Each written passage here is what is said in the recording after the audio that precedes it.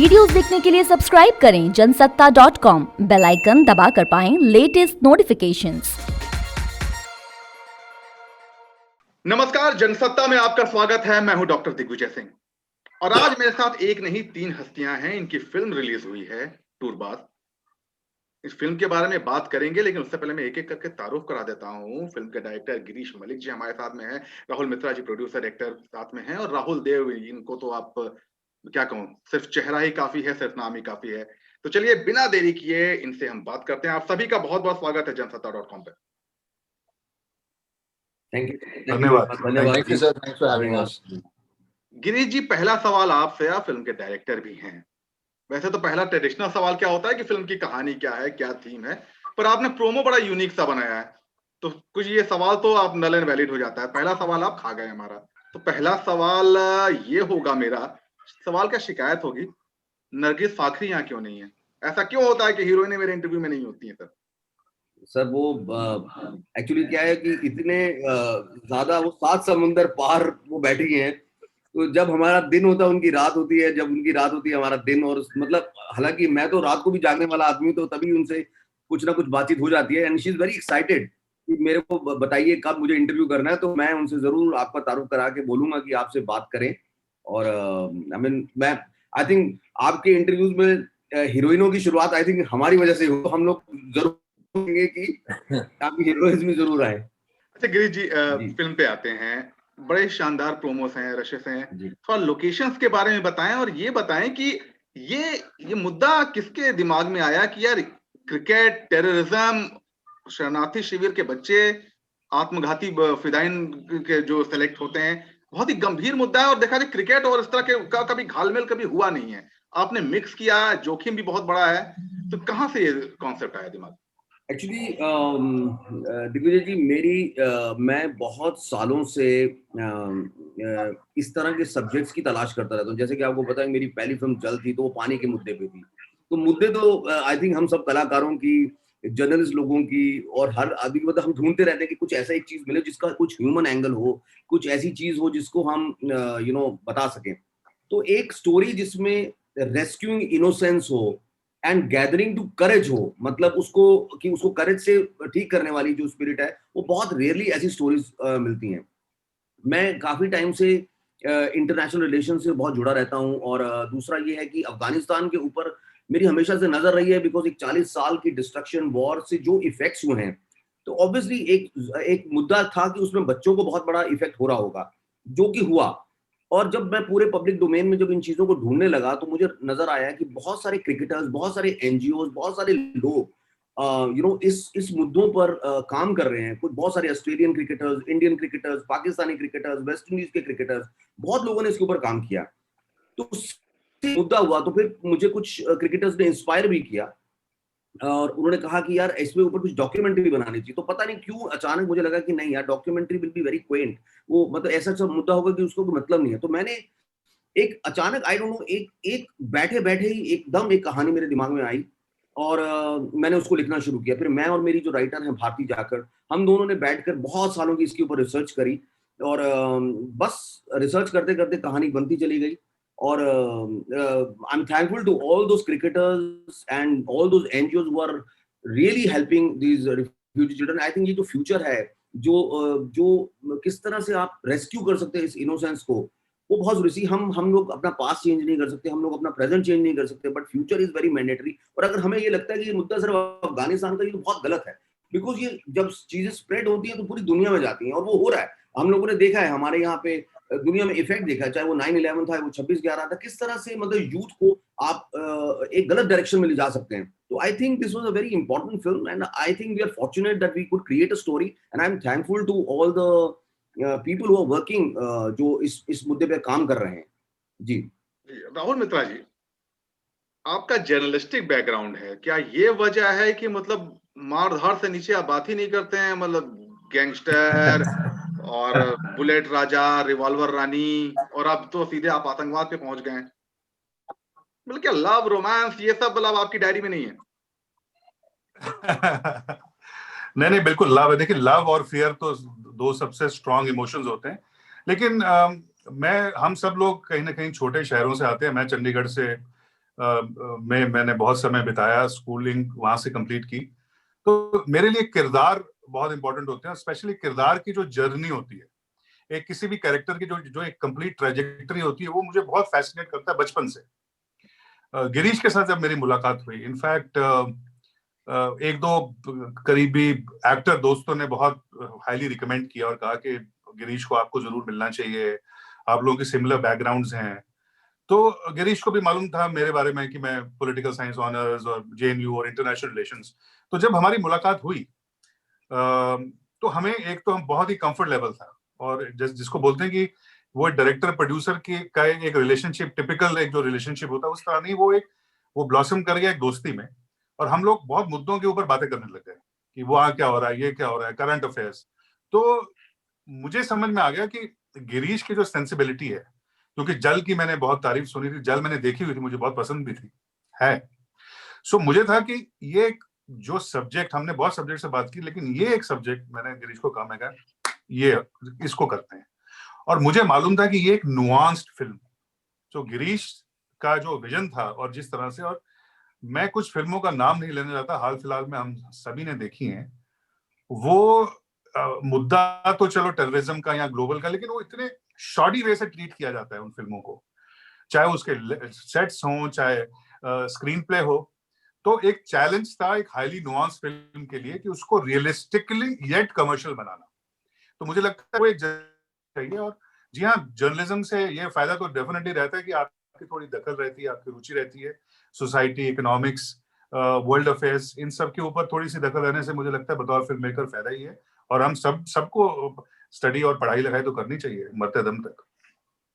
चलिए राहुल देव जी पे आते हैं। राहुल देव जी, जितना आतंकवादी का किरदार आपने निभाया होगा, मतलब मौजूदा दौर में मुझे नहीं लगता है कि और किसी आपके इस दौर के किसी कलाकार ने निभाया होगा। तो आपको कभी अलकायदा या आईएसआईएस ने अपना ब्रांड एम्बेसडर की पोजीशन ऑफर नहीं की कभी? नहीं सर, नहीं, ऐसा दिग्विजय जी, इनको ये भी बोलिए कि आप सुना है कि बहुत सारे लोग बोल रहे हैं कि आप उसामा बिन लादेन के भाई लगते हैं। तो उसके जी हाँ, वो भी एक मुद्दा है। नहीं, दरअसल एक्चुअली जो आप बोल रहे हैं, आपकी ऑब्जर्वेशन अच्छी है, मगर ये मेरा दूसरा ही समय है सर, दूसरा ही टाइम है। पिछली बार फिल्म रिलीज नहीं हुई थी, लकीली इस बार फिल्म को मैं देख पा रहा हूँ। एक बार मैंने 10 में ऐसा किरदार किया था, मस्त गुल का कैरेक्टर था, मुझे याद है, जो मेरी फिल्मी करियर की शुरुआत थी। और एक बार ये सर, ये दूसरी फिल्म है एक्चुअली दरअसल, जिसमें मैं एक टेररिस्ट टाइप, मतलब इस टाइप का कुछ, मतलब तालिबानी एक लीडर का रोल प्ले कर रहा हूँ, कजार है उसका नाम। और इसमें आई थिंक मेरी जर्नी में हेल्प की मेरे गिरीश जी ने।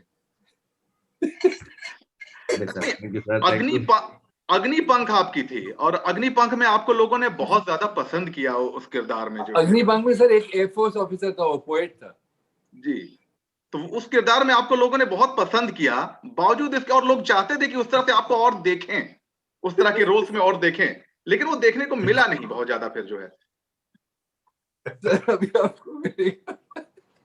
मुझे याद है, मैं वो फिल्म देख रहा था, और उस फिल्म के प्री क्लाइमेक्स में आपके किरदार की डेथ होती है गोली लगने से और बचाने में। तो सिनेमा हॉल में मौजूद तमाम लोगों के आंखों में आंसू थे, और वो आवाज के दौर में बहुत कम देखने को मिलता है।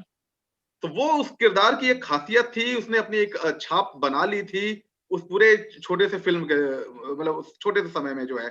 और उस तरह के रोल्स में आपको लोग और भी देखना चाहते हैं, लेकिन आपके पास ज्यादातर जो रोल्स ऑफर होते हैं, तो ये कहीं ना कहीं फिल्मकारों की एक, कहते हैं बॉम्बे में एक जो लेवल लग जाता है, कहीं ना कहीं उसका खामियाजा है। सर ऐसा नहीं है, होता यही है कि हमारी जर्नी आप जानते हैं, जो दौर था जहां से मैंने शुरुआत करी ना, वो एक, मैं ये कहूंगा कि सिनेमा वाज लिटिल रिग्रेसिव। मतलब 2000 में एक टिपिकल एक फिल्में बनती थी, वो पहली फिल्म करी आपने, एक एंटी हीरो किया, तो उस टाइम पे फिर आप एक एंटी हीरो करते रहे। अभी luckily people like Girish are there, people like Anurag are there, people like, you know, all these directors are there, and audiences. I think mainly the audiences who have changed. And वहां से ना फिर क्या होता है कि अभी आप देखेंगे जो लीडिंग मैन है हमारे, वो एंटी हीरोज कर रहे हैं, और जो आपके कैरेक्टर आर्टिस्ट हैं, अभी त्रिपाठी जी ने किया, एक मेन लीड किया है एक फिल्म के अंदर उन्होंने, तो यू नो वो पूरा चेंज हो रहा है गैमट। बाउंड्री दो लोगों को श्रेय जाता है, एक इनके जैसे जो क्रिएटिव लोग हैं, दूसरा ऑडियंसेस जो पहले बनता था हम लोगों का। जैसे मैंने कल्पना राजमी जी की फिल्म ट्राई करी थी क्यों, एक मैंने ट्राई करी थी 88 एंटो फिल्म करी थी, उसमें भी प्रोटैगनिस्ट था कुशाल नंदी की फिल्म थी। मगर वो सब फिल्मों में ना ऑडियंसेस उसको आर्ट हाउस सिनेमा बोलते थे। अभी इन लोगों को ना कमर्शियल थिएटर्स मिलते हैं। और जहाँ तक कि इस फिल्म का सवाल है और जो आपका सवाल है, मुगल्स में मैं कुछ ऐसा कर रहा हूँ जो कि लोग मुझे सराहेंगे। निखिल अडवाणी का प्रोजेक्ट है, उसमें ही is very lovable, the man is very lovable, और हो सकता है लोग रोए भी उसकी डेथ पे। बट जहाँ की का सवाल है, तो इस फिल्म में ये है कि एक टेररिस्ट और एक डॉक्टर की कहानी जरूर है, मगर इसकी ना अंदर जो मेन इसकी खुशबू है बच्चों से आती है। और वो कहते हैं ना बहुत कुछ सीखने को मिलता है। क्या होता है कि एक एक्टर लाइक संजय दत्त साहब के साथ मेरी 5वीं फिल्म है, तो क्या होता है एक्टर्स को आप जानते हैं कि कि एक्टर्स का एक आपको पता है कि, और वो खुद भी इतने गिविंग एक्टर हैं, मगर कई बार बच्चे जो है they are full of surprises. आपको पता है तो क्या करने वाला आदमी। एक इनोसेंस होता है क्राफ्ट के अंदर, शुरुआत हो रहा होता है क्राफ्ट में, और एक पूरा का पूरा लीन होता है आदमी। एक उस एज में एक इनोसेंस भी होता है, एक 15, 16, 18 की उम्र में ना एक अजीब सा एक इम्पल्सिवनेस होता है क्राफ्ट के अंदर। तो उसमें बल्कि आपको ध्यान रखना पड़ता है कि यार ये क्या करने वाला है, तो थोड़ा एक तो मतलब आदमी you have get to learn a lot in this kind of films. और जहाँ तक कि विजुअल्स का सवाल है, beautiful visuals the film has, the story is very nice. ये कोई आप जैसे आपको लग रहा है कि वो टेररिस्ट और वो वैसी कहानी है ही नहीं। मतलब आप जब देखेंगे ऐसे, मैं बात नहीं करना चाहता हूँ, इसमें है एक antagonist protagonist, children are very very integral part of the film. But ये वैसी वाली फिल्म नहीं है जहाँ के आपको लगेगा कि बैशिंग ये वो, वैसा है ही नहीं। इनफैक्ट मुझे लगता नहीं कि मेरा और जो पटाना कोई फिजिकल एक्सचेंज होता ही नहीं है कहानी में। मतलब ऐसा बिल्कुल भी नहीं है, ये सिनेमा ही अलग है। क्योंकि जो गिरीश है, इनकी पहली फिल्म भी अगर आप देखेंगे, इन्होंने बनाई थी जज, उसमें थे भाई साहब थे उसमें मुकुल, और वो एक वाटर स्कैसिटी के ऊपर फिल्म थी, और वो फिल्म ने मुझे काफी छुआ। और फर्स्ट टाइम मैं इनको जस्ट बाई चांस लिफ्ट के अंदर मिला था, मुझे अभी भी याद है। हम लिफ्ट में जा रहे थे और बस 2-3 दिन बाद इनके यहाँ से कॉल आया। सेम बिल्डिंग में रहते हैं। हाँ जी, सेम बिल्डिंग में रहते हैं हम दोनों। हाँ सेम बिल्डिंग में ऊपर नीचे रहते हैं गिरीश और हम। तो पता भी नहीं था कि हम ऐसे मतलब ऊपर नीचे रहते हैं। और गिरीश पहले एक्टर थे दरअसल, तो मैंने इनको एज एक्टर पहचाना थोड़ा, मगर ये मुझे पता नहीं था ये फिल्म मेकर है। और वहां पे ना उन्होंने एक इनकी जो फर्स्ट मीटिंग है, मुझे अभी तक वो विजुअल्स याद है। मैं फिल्म का अभी नाम नहीं लेना चाहूंगा शायद, क्योंकि पता नहीं वो चाहते हैं कि नहीं मैं लूं।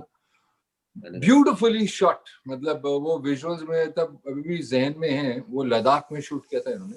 Beautiful beautiful colours. मुझे लगा यार ये तो बिल्कुल कमाल का ही डायरेक्टर है। जल में देख चुका था, मुकुल के साथ एक बात हुई थी, पूरब से बात हुई थी।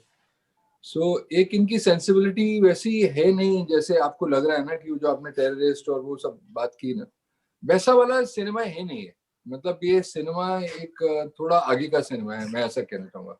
मैं हम्बली कहना चाहूंगा, ये हम्बली कहना चाहूंगा, डर के ही कहना चाहूंगा कि ये थोड़ा सिनेमा ना, वो सिनेमा वैसा नहीं है जैसा आपको एक होता ना, एक तालिबानी, एक वो और डिशुम बिशुम, उसका सिनेमा है नहीं है।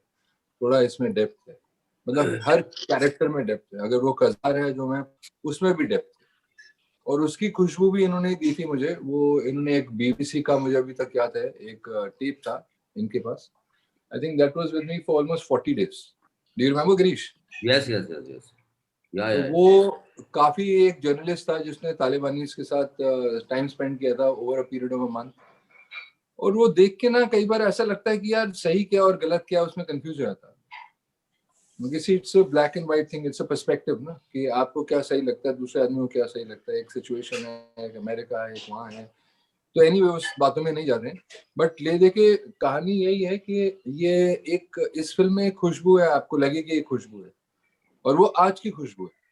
वैसा नहीं है इसमें, वो क्लीशेस बिल्कुल नहीं, कोई इतना कुछ क्लीशे नहीं बता आपको दिया लगेगा। आपने, इतना कुछ बता दिया, आज ही फिल्म देखनी पड़ेगी, अब ज्यादा वेट तो नहीं कर पाएंगे जी इसको। देखिए देखिए देखिए देखिए लेकिन देखिए, जो अभी जो प्लीज देखिए। प्रोमो से देख के जो आपका किरदार का एक छवि निकल के आ रही है, जी ऐसा जी एक जी आपको हमने चूंकि रियलिटी टीवी में भी देखा है, टेलीविजन में देखा, और कई कैमरों के आगे अपने आप को एक्ट कर पाना आसान नहीं होता, तो वहां जो भी होता है वो रियल होता है। तो ये मान के चल रहा हूं कि मैंने आपको जो रियलिटी में देखा वो रियल राहुल थे। बहुत ही काम, बहुत ही ओपन, जो दिल में है वो सामने, इस तो पहले एक मेथड एक्टिंग होती थी कि लोग उसी तरह के किरदार में घुसे रहते थे।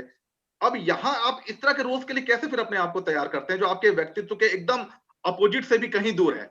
तो किस तरह से तैयारी होती है इस तरह से, और खास तौर पे जब बच्चों को लेकर कुछ इस तरह कुछ इन्वॉल्वमेंट होती है, तो कैसे एक एक्टर अपने आप को तैयार करता है? मैंने आपको बताया ना, इसमें जो स्टेज डायरेक्टर को जाता है, वो जो इन्होंने मुझे टेप दिया था ना, वो तकरीबन मतलब मेरे पास शायद 40 दिन रहा था। और वो एक जर्नी है एक जर्नलिस्ट की, एक वाइट जर्नलिस्ट है, बीबीसी का था वो डॉक्यूमेंट्री।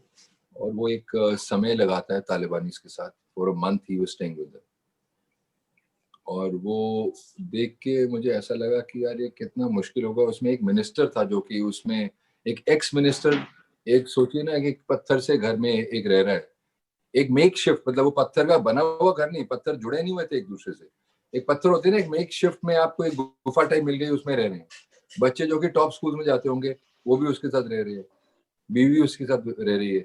एक एक्स जैवलिन या डिस्कस थ्रोअर, उसमें एक उनका स्पोर्ट्समैन था जो कि तमाशे कर रहा है अपने लिए, मतलब स्पोर्ट्स को एंटरटेन करना, पत्थर फेंक के वो गन से फायरिंग कर रहे हैं पत्थरों पे। तो you felt so sad and so bad for them कि मुझे लगता था कि यार ये सोचिए कि ये अगर एक मिनिस्टर, आप जानते हैं कैसी लाइफ होती है मिनिस्टर्स की, कमाल की लाइफ होती है, और वो एक मिनिस्टर है कंट्री का और वो अब ऐसे रह रहा है, तो कैसा रहा होगा उसका, मतलब सोचिए कि 360 सर्कल रह रहा होगा।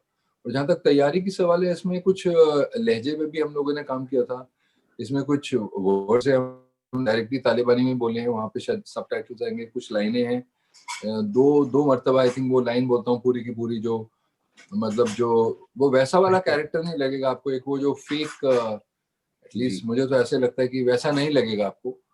और उसमें मेरी बहुत मदद मेरे डायरेक्टर ने करी है फ्रैंकली। दिग्विजय जी, क्या होता है कि जितनी भी फिल्में मैंने देखी हैं फॉरेन नेशन के आर्टिस्टों को लेकर या बनाई जाती हैं, क्योंकि हम हिंदी फिल्म बना रहे थे, Urdu was the main language, तो क्या है कि ये एक पठान थे जो पश्तो स्पीकिंग है, और जो जबान और जो हम लोगों ने बेल्ट दिखाई है वो पाकिस्तान और अफगानिस्तान का बॉर्डर है।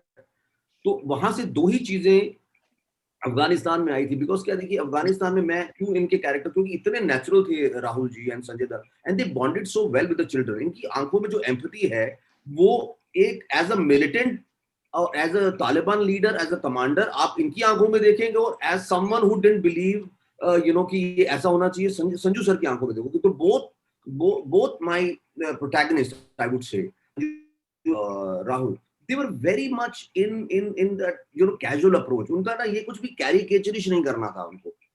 अब हम सबसे बड़ा प्रॉब्लम क्या है, ओए खोचा ये वो, मतलब आई मीन ऐसे मेरे इतने अफगानी दोस्त हैं, वो कहते यार ऐसे तो हम बोलते ही नहीं है, तो ये बहुत ही नाटकीय रूप से हम दिखाते हैं, which is we are very loud।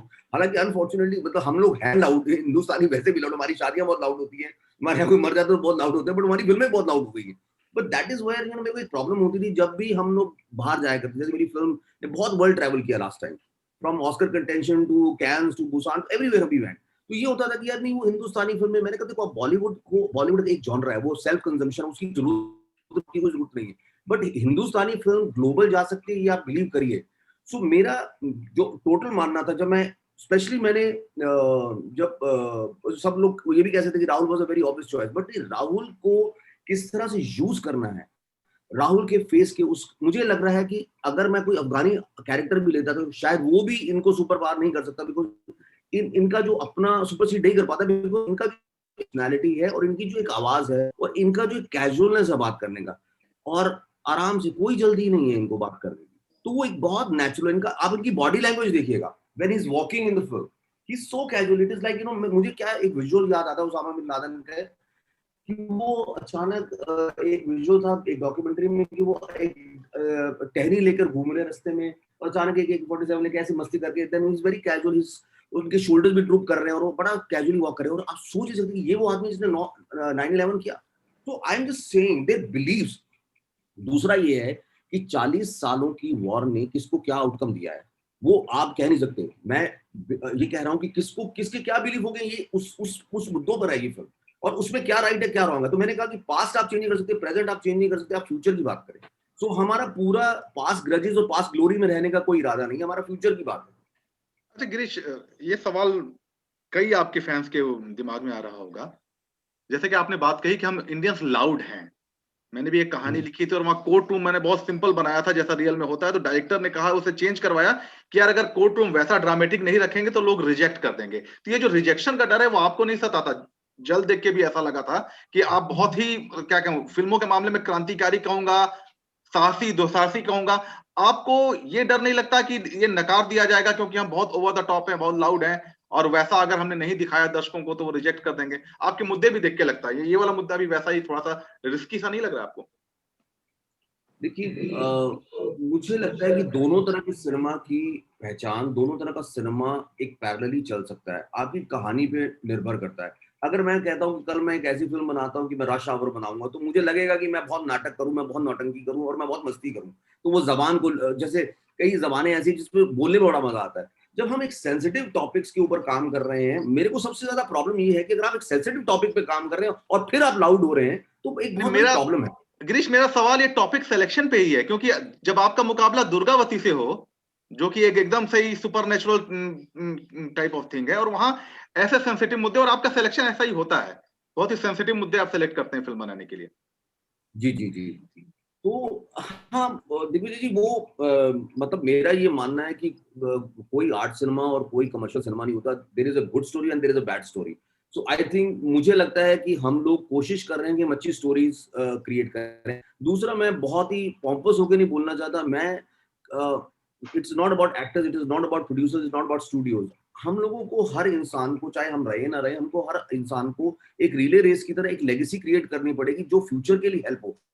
मुझे बहुत हैरानगी होती है कि अगर मेरे यूथ, आगे आने वाले डायरेक्टर्स भी इसी सिनेमा को बिलीव करें और इंडियन सिनेमा आगे ना बढ़े, तो ये बहुत, जबकि ईरानी सिनेमा, कोरियन सिनेमा छोटी जगहों से फिल्में ऑस्कर रही हैं, तो बहुत तकलीफ होती है कि हम, और Hindustani is a story telling medium, so I don't think so कि that we can take that away from India, मतलब कि, और हम कहेंगे नहीं हमारे पास कहानियां नहीं है, हम तो ऐसी कहानियां बनाते हैं।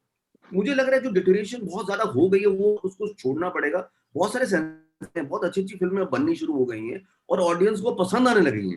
अगर आप देखें तो पिछले पिछले कई सालों से लोगों ने थोड़े से चैलेंजेस लेने शुरू किए हैं, और मुझे ये लगता है कि जब सारी टाइड एक तरफ हो, अगर आप उस तरफ, तो आपको एक अटेंशन भी मिलती है, तो वो मेरा लालच भी है कि चलो बिल्कुल अलग से कुछ करेंगे तो लोग बोलेंगे हाँ यार कुछ अलग बना रहा है, तो शायद उसका भी एक फायदा हमें मिले। अच्छा मित्रा साहब, आपसे आते हैं, आपकी फोटोज मैंने देखी, आपने लोकेशन को भरपूर एंजॉय किया है। जो नेट पे जो फोटोज दिख रही हैं आपकी, जो है, आपने लोकेशन पूरा एंजॉय किया है। तो लोकेशंस के बारे में थोड़ा बताइए, इस फिल्म के जो लोकेशंस हैं उसके बारे में। देखिए, जब ये फिल्म सेट हो रही थी और जब हमने डिसाइड किया कि प्रिंसिपली कि हम आगे बढ़ते हैं, तो गिरीश के लिए और हम सबके लिए बहुत बड़ा चैलेंज था इसको सेट किधर करना है। आसान रास्ता था राजस्थान में या कहीं सेट बनाकर, लेह लद्दाख इस तरह की फिल्में, दुबई में जाके शूट करना, आराम से होटल है वहां पे, क्योंकि आपको सब कुछ सोचना पड़ता है, एक्टर्स के लिए सुविधा होनी चाहिए एक्सेट्रा। लेकिन और मेरे ख्याल 6 महीने से ज्यादा, 7 महीने तो रह ही रही है, गिरीश और वेरियस टीम्स के साथ लेके निकल जाया करते थे। आज मैं जॉर्जिया जा रहा हूँ, आज मैं उधर जा रहा हूँ, लेकिन वो इसलिए हुआ कि फिल्म, जैसे मैंने कहा कि हाईली नुआंस्ड फिल्म बना रहे थे हम एक फिल्म बना रहे थे, अटेम्प्ट करने की कोशिश कर रहे थे, जिसमें मुझे लगता है हम कामयाब हुए, बाकी आप फिल्म देख के बताएंगे, कि उसको realistically commercial film banana, so that Afghanistan अगर हम कर रहे हैं, film making is all about cheating, ये हम सब लोग जानते हैं। मैंने साई बीबी गैंगस्टर में उत्तर प्रदेश दिखाया, गुजरात में, मुझे जगह मिल गई वहां पे, तो और अगर वो लोकेशन नहीं होती तो शायद वो फिल्म, वो जो उदासी थी रानी की, वो नहीं दिखती, तो इसलिए वो हवेली बहुत जरूरी थी। उसी तरह से मेरे लिए खुद भी पर्सनली लोकेशन बहुत इंपॉर्टेंट रही है मेरी सारी फिल्मों में। गिरीश भी, जल इन्होंने जाके एकदम समर्स में, पीक समर्स में काम किया, तो हम दोनों ही ऐसे हैं कि हमें कोई दिक्कत नहीं है ठंड से, गर्मी से, रियल लाइफ लोकेशन, स्टूडियो में तो काम करना ही नहीं है, तो हम दोनों इस मामले में मजेदार हैं। और गिरीश भी खाने, फूडी, ट्रैवलर, पॉलिटिकल साइंस, घूमना फिरना, तो हमारे कुछ इंटरेस्ट भी मिलते, बट बहुत मेहनत हुई, और एंड में ये गिरीश का फैसला था कि इसको हम सेट करते हैं सिल्क रूट के पास ही, उस तरह जगह में। और किर्गिस्तान, हम पहले, ये पहली फिल्म है जो किर्गिस्तान में शूट हुई, इससे पहले कोई हिंदी फिल्म आज शूट नहीं हुई। इसलिए जब आप विजुअल्स देख रहे हैं, और आप इस फिल्म के शुरुआत में जब कांग्रेचुलेट कर रहे थे और कह रहे थे कि क्या खूब विजुअल्स हैं प्रोमो में, तो आप देखिए वो जो प्रोमो में दिखाई दे रहा है वो पूरी फिल्म है। सो लोकेशन बहुत इंपॉर्टेंट रहती है, डिसाइड हुआ और वहां पे ऐसी ऐसी लोकेशंस ओके की गिरीश ने जाके टीम के साथ, और फिर सारी पिक्चर्स हम लोगों ने शेयर की, और फिर हमको मालूम था कि हम ये फिल्म, एक large chunk of the film Kyrgyzstan में शूट कर रहे हैं। और जब वहां गए तो संजू को भी और हम सब, मतलब कमाल है, मतलब संजू भी पाजी -20 -30, और इस तरह का वहां पे वेदर है। आपको गिरीश बताएंगे कि ऐसे वैली में शूट कर रहे हैं और प्लस 7, 8, 9 डिग्री टेम्परेचर है, और सडन 3 मिनट के अंदर -20। दुनिया में ऐसी कोई जगह होगी, क्योंकि विंड्स ऊपर से आते हैं और वो वैली थी, और ऐसे जैसे करते हैं तो इतनी ठंड हो जाती है। तो बहुत दिक्कतें आई। मुझे तो कई बार लगता था कि गिरीश खड़े खड़े कहीं हम ना जाए, तो मैं बोलता था उसको, बॉय को, कि जाओ सर को जाके चाय पूछ के आओ। मुझे लगता था अभी जम जाएगा गिरीश। बहुत मेहनत की, बहुत सभी ने मेहनत की, संजू ने, राहुल ने, और जी हाँ, आपने सही कहा, हमने उसके साथ साथ, मेहनत के साथ साथ लुत्फ भी पूरा उठाया लोकेशन का। मित्र साहब, आपके और भी सवाल आ रहे हैं मेरे पास, लेकिन सर ठंड को लेके मुझे ये याद है कि एक मोन्टाज है उसमें, और उनके जितने साथी वो चल रहे हैं, उस वक्त मुझे लग नहीं रहा था कि मेरे जो पैर हैं वो बचे हैं, ऐसे लग रहा था गल गए हैं। क्योंकि वो जब गए थे ना, वो ऐसे लग रहा था कि वो ऊपर से, याद होता कई बार कि ना बर्फ के ऊपर चलना, वो बर्फ के ऊपर वो पाँव अंदर जा रहा था। तो मतलब ऑलमोस्ट बस खाली जो नीज होती है, नीज से थोड़ा नीचे, मतलब का जितना भी पूरा पैर था वो सब अंदर था। तो अब सोचिए कि वहां पे पूरा पूरा दिन लगाया उस लोकेशन में। वैन्स वहां जा नहीं सकती थी, वैनिटीज, क्योंकि बिल्कुल ऊपर जाके था, एक बिल्कुल अजीब सी जगह थी, ब्यूटीफुल इट लुक। और फिर उसमें मुझे ये भी याद है कि वो भी करनी पड़ी थी नमाज, और नमाज हम में से 2-3 ऐसे थे, एक हमारे स्वीडन के एक्टर उन्होंने कास्ट किए, वो मुस्लिम ही है। तो मतलब क्योंकि एग्जैक्टली वो लोग कैसे करते हैं, वो एक टिपिकल स्टाइल होता है। तो उस वक्त तुम्हें याद है, मुझे लग रहा था कि बस बचा दे यार, तू बस करवा दे शॉट, ऐसा हो रहा था। मतलब गल गया था सारा कुछ मामला। और हमारे कैमरामैन, वहां बोलना चाहूंगा, हीरो जी, बहुत बहुत अच्छा काम किया उन्होंने, बहुत अच्छा काम किया। और मुझे ऐसा लगता है ऑब्जेक्टिवली, मैंने ऑब्जर्व दिस टू आल्सो ना, इन्होंने भी जो शुरुआत की है इनकी, राहुल की जो फर्स्ट फिल्म है, जैसे कि साहिब भी वन थी है, और मैं बहुत मतलब really really creatively, I really really admire those films, क्योंकि जिस समय में वो आई हैं, वो उस समय की बहुत आगे की फिल्में थी, मतलब उस समय की बहुत आगे की फिल्म्स थी। तो क्रिएटिवली मुझे लगता है कि ये दोनों की एक क्रिएटिवली, एक कहते हैं ना कि एक सुई और धागा, मतलब बिल्कुल करेक्ट है। राहुल, संजय बाबा के सामने काम करना हमेशा हर एक्टर के लिए चैलेंज रहा है, और आपकी उनके साथ 5वीं फिल्म है ये। अब तो एक कंफर्ट जोन डेवलप हो गया होगा, आपको पता होगा कि हाँ, मतलब इस तरह से, वरना तो क्या होता है, उतना बड़ा ऑरा है उनका कि उसके आगे काफी हद तक आदमी खुद डिमोरलाइज हो जाता है, लेकिन अब तो आपको कंफर्ट लेवल एक हो गया होगा। सर उनका ऑरा तो अभी भी है, मगर ये है कि ऑरा के अलावा ना, वो एक बहुत गिविंग एक्टर है।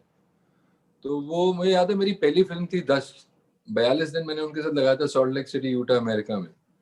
और मेरी तो शुरुआत थी जर्नी की।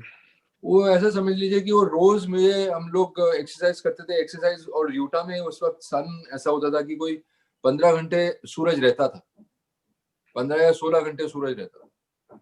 तो द लेट मुकुल आनंद जी, इन्होंने मुझे ब्रेक दिया, जिनकी वजह से मैं आज इंडस्ट्री में हूँ। तो उनकी फिल्म थी, वो रिलीज तो नहीं हुई, अनफॉर्चुनेटली पास्ट हुए, बट वो वहीं से ही बॉन्डिंग ना। फिर उसके बाद हम लोगों ने सरहद पार करी, उसके बाद किडनैप करी, ब्लू करी, और अभी काफी अरसे के बाद, thanks to these two gentleman over here, ये उनके साथ मैं काम कर रहा हूँ। बीच में हैदराबाद में हम लोग एक आउटडोर में मिले थे, बट अलग अलग फिल्में कर रहे थे। वो कर रहे थे रुद्राक्ष, और मैं कुछ और कर रहा था। तो सेट पे रोज मिला करते थे, अन्नपूर्णा में सेट था हमारा, नागार्जुना जी का जो स्टूडियो, तो वहाँ रोज खाना वाना साथ में खाया करते थे।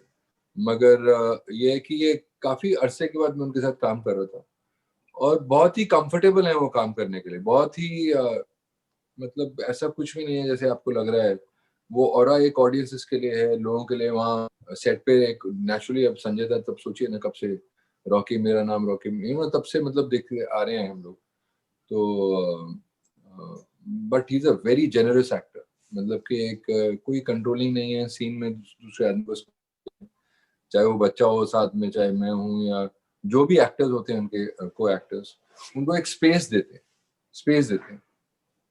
अच्छा गिरीश जी, आपसे मैं पूछूंगा, ये जब बड़े स्टार्स के साथ आप फिल्म करते हैं, आपकी फिल्म में भी राहुल हैं, संजय जी हैं, नरगिस हैं, तो एक मिथ है आम लोगों में कि बड़े स्टार्स के साथ काम करना डायरेक्टर्स के लिए बड़ा चैलेंजिंग है, क्योंकि कई चीजें होती हैं एक्टिंग के अलावा जिसे मैनेज करना होता है।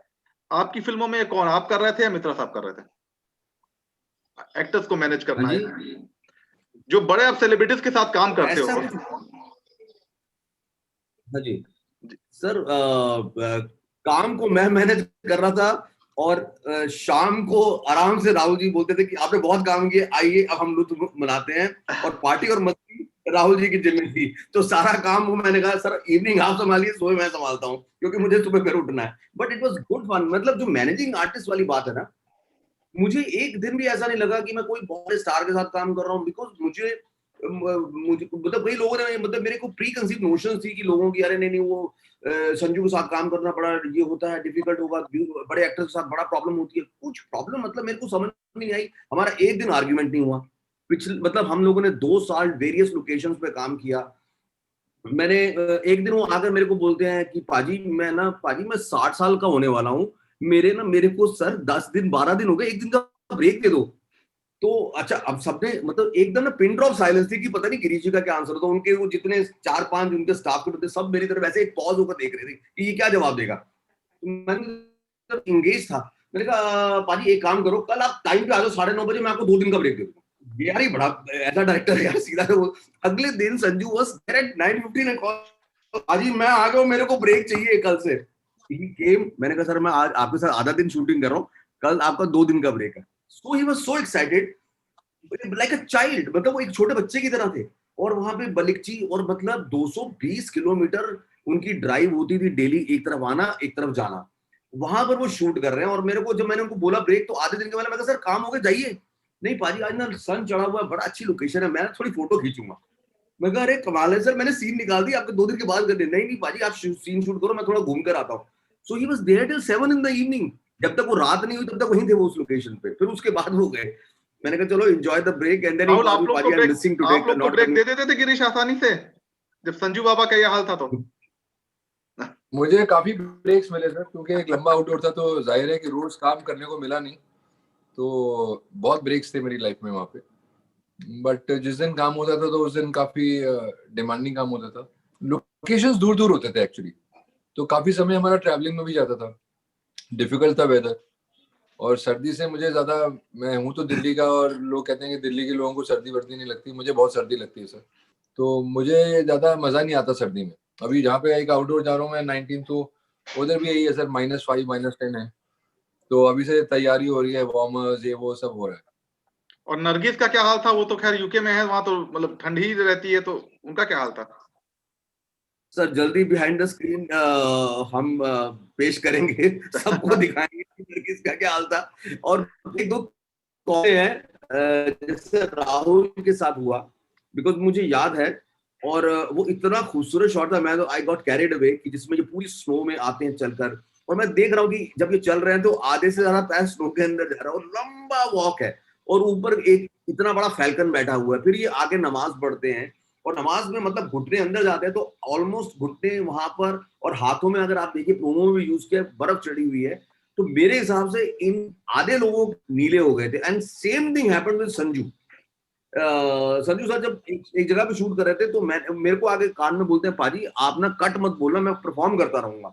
तो हमारा वो म्यूजिक चल रहा था, तो he kept on performing, he looking for his child. तो मैं कह रहा हूँ यार शॉट खत्म हो गया, अचानक संजू सर वो एक पूरे कब्रिस्तान के अंदर जाके कहीं चले गए हैं, और वो कुछ कर रहे हैं, मेरा ड्रोन वाला 5 कैमरा से शूट हो रहा है।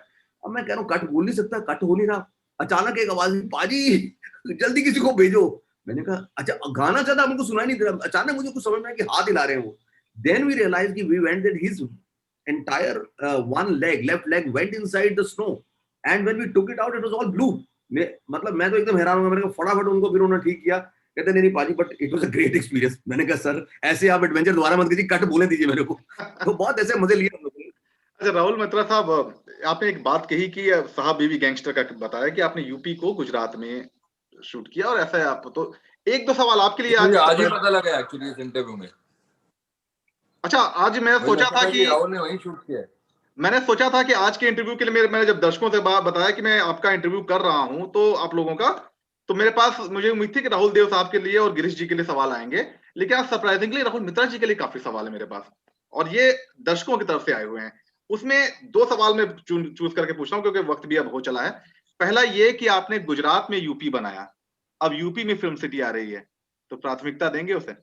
जी हाँ, अभी पीछे जब योगी जी मुंबई आए तो अगर आपने पढ़ा होगा तो मैंने ही सब फ्रेटर्निटी के लोगों को बुलाया था उस दिन, और बहुत अच्छी भेंट हुई मुख्यमंत्री जी से। और मैं बुलेट राजा मैंने उत्तर प्रदेश में शूट की थी, तो मैं पहला फिल्म मेकर हूँ जिसको सब्सिडी मिली थी उत्तर प्रदेश से। तो उत्तर प्रदेश का मैं रहने वाला नहीं हूँ, निवासी हूँ, लेकिन मेरे लिए उत्तर प्रदेश बहुत इंपॉर्टेंट स्टेट है और मुझे वहाँ बहुत मजा आता है। और मेरी अगली फिल्में वहाँ डेफिनेटली सेट होंगी और डेफिनेटली प्राथमिकता मिलेगी उत्तर प्रदेश को, और मिलती रही भी है। अच्छा, एक सवाल मैं नाम नहीं लूंगा, लेकिन आपकी फ्रेंचाइजीज के बहुत हार्डकोर फैन हैं, उनका सवाल है, साहब बीवी गैंगस्टर का चौथा पार्ट आने वाला है क्या? आएगा क्या? वो अब मैं इसके रिलीज के, टोरबाज के रिलीज के बाद और अगले साल आराम से बैठ के फिर डिसाइड करेंगे। तो हिमांशु मुझे अभी रिसेंटली मिलने आए थे और हम लोग अभी मिले काफी अरसे के बाद, पिछले हफ्ते ही मुंबई में।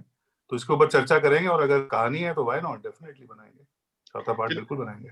चलिए, अब इंटरव्यू को रैप अप करने का वक्त हो रहा है, तो मैं एक एक करके आप ही लोग से अपील कर रहा हूं कि आप लोग अपने दर्शकों से अपील करें कि फिल्म को देखने जाएं। राहुल देव जी, आपसे शुरुआत करते हैं कि आप और आपके दर्शक सामने, मैं हट रहा हूं बीच में से। Please watch Torbaaz today at Netflix. अगर आप कुछ कर भी रहे हैं तो थोड़ा समय निकालिए, एक बहुत ही खूबसूरत सी फिल्म है, बहुत मेहनत से बनी है, बहुत दिल से बनी है, please watch it. Girish ji. जी, मैं ये कहना चाहूंगा कि that we we are waiting, we are sharing this film and thanks a lot for all those millions who are going to be watching this film with a bated breath. This is our labour of love. तो promo का response तो बहुत अच्छा रहा है and I am sure कि जो innocence और जो है इस फिल्म की वो आप सबके दिलों को छुएगी, और इस फिल्म को आप कई सालों तक याद रखेंगे। और बस seeking your blessings and wishes, बस इतना ही कहना चाहूंगा। वैसे गिरीश जी की पहली फिल्म शोला और शबनम मैं स्कूल से भाग के मैंने देखी थी, तो और ये तो घर पे देखने का मौका मिल रहा है, तो इसको तो मैं तो कम से कम मैं भी मिस तब नहीं करने स्कूल में ही वाला। था सर, मैं भी तब स्कूल में ही था। आप भी 18-19 साल के रहे होंगे, उससे बड़े नहीं थे आप ऐसे। 90, I was 19 सर। राहुल मित्रा जी, आप और आपके दर्शक। बहुत ही प्यार से ये फिल्म बनाई है हम सभी लोगों ने। दोस्तों की फिल्म है। गिरीश और मेरा रिश्ता, गिरीश मेरा और राहुल का रिश्ता, संजू मेरा और गिरीश और राहुल हम सब का, राजू चड्डा जी जो प्रेजेंटिंग पार्टनर है हमारे, सभी लोग, बहुत ही प्यार से फिल्म बनी है। और अगर आप करेज में विश्वास रखते हैं, अगर आप कंपैशन में विश्वास रखते हैं, अगर आप Triumph of the human spirit और हिम्मत कहां तक जा सकती है पर्सनल ट्रेजेडी से निकल के और एडवर्सिटी से निकल के, अगर आप हिम्मत को बढ़ावा देना चाहते हैं तो आप टोरबाज जरूर देखिए, आज एक्सक्लूसिवली नेटफ्लिक्स पे। चलिए, और मैं आपका दर्शकों, आपको फायदा बता रहा हूं, जनसत्ता के दर्शकों का, फिल्म देखिए, और जैसे कि गिरीश जी ने वादा किया है कि फिल्म की कामयाबी होगी तो सक्सेस एक इंटरव्यू करेंगे, उसमें नरगिस फाकरी के साथ आएंगे, तो एक फायदा हमारा भी है, मेरा भी है। तो फिल्म जरूर देखिए जाकर। आप तीनों का बहुत बहुत शुक्रिया हमारे साथ आने के लिए, जनसत्ता के साथ वक्त गुजारने के लिए। धन्यवाद सर, धन्यवाद। धन्यवाद, थैंक यू, बहुत बहुत धन्यवाद, बहुत बहुत धन्यवाद।